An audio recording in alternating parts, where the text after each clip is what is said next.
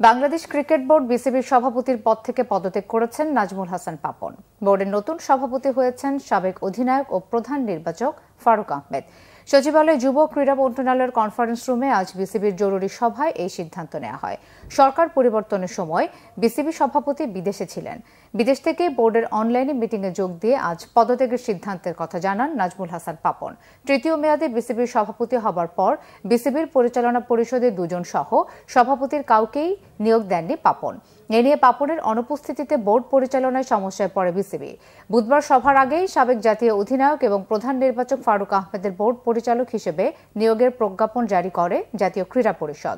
ফারুক আহমেদের সাথে বোর্ড পরিচালক হিসেবে এনএসসির কোটায় দায়িত্ব পেতে পারেন কোচ নাজমুল আবেদিন ফাহিম। তবে এনএসসির কোটায় পরিচালক হওয়া আহমেদ সাজ্জাদুল আলম ববি পদত্যাগ না করায় তাকে বোর্ড সভায় ডাকা হয়নি।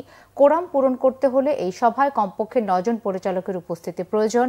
জালাল ইউনুসের পদত্যাগপত্র গৃহীত ছাড়াও সভায় ববি সহ বিগত বোর্ডের একাধিক পরিচালকের অপসারণ ও পদত্যাগের সম্ভাবনা রয়েছে।